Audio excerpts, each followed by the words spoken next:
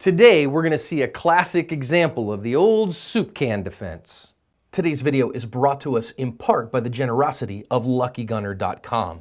For the best selection of name brand defensive ammunition and lightning fast shipping on bulk target ammo, head to LuckyGunner.com and thank them for being a sponsor of Active Self-Protection. Welcome to today's Active Self-Protection lesson. I'm your host, John Correa. Today's video comes to us out of Queensland in Australia, and it shows us a clerk who uses what he has to protect himself. So this guy comes in, you can see he's wearing a mask and all that stuff. This guy's hand under his shirt. Well, what he has underneath there as the clerk sees him is a hatchet. And so the clerk starts to run away and starts grabbing soup cans off the end cap there and Pringles cans and throws enough at this guy that he does the job. Guy decides it's not worth it and runs off. And that's where this one ends.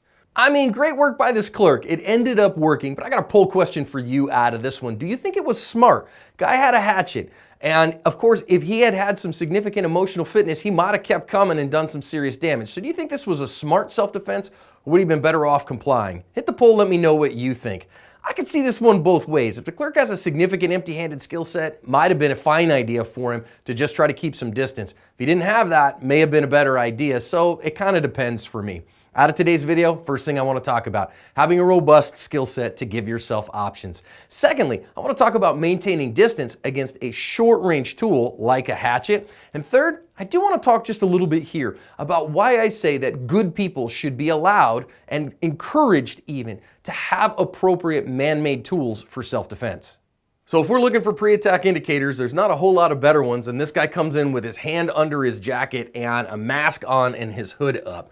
And simply understanding the fact that you can see pre-attack indicators coming, and if you pay attention, you might get the opportunity to get the heck out of there and be deselected for danger is incredibly important. So seeing pre-attack indicators, recognizing, aha, I see a totality of the circumstances here that makes me think this guy does not have my best interests in mind, would be a great idea. Now, as we see this guy continue in, notice that the clerk sees him coming and that gives him time. Why? He's paying attention to his world.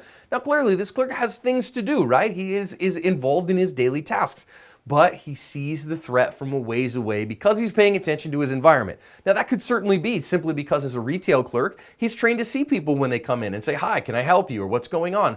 That's a very good thing if you're in that kind of environment and then you recognize, aha, the totality of the circumstances tells me this is a bad guy. Well, that attention buys you time and time buys you options. In this case, notice that he runs off and grabs the wet floor sign because it's something. It's something in his environment. But this is my argument that people of all kinds should not only be allowed by law, but certainly should by choice carry purpose-built force multipliers. Because against the guy with a hatchet, I really don't want to fight him with a wet floor sign. That's a really bad day that I have given myself. Much rather have a purpose-built force multiplier, at least a pepper spray, sometimes a defensive knife, even better a firearm, something that I can have overwhelming force to defend myself if I need to. I don't think these are a good thing. However, our clerk didn't have that, but what he did have is he had guts. So he had a great attitude that he wasn't going to be a victim, didn't have a whole lot himself, so he used some environmental tools. In this case, a can of soup. If you remember, we had one on the channel a while ago with a deputy that used a can of baked beans.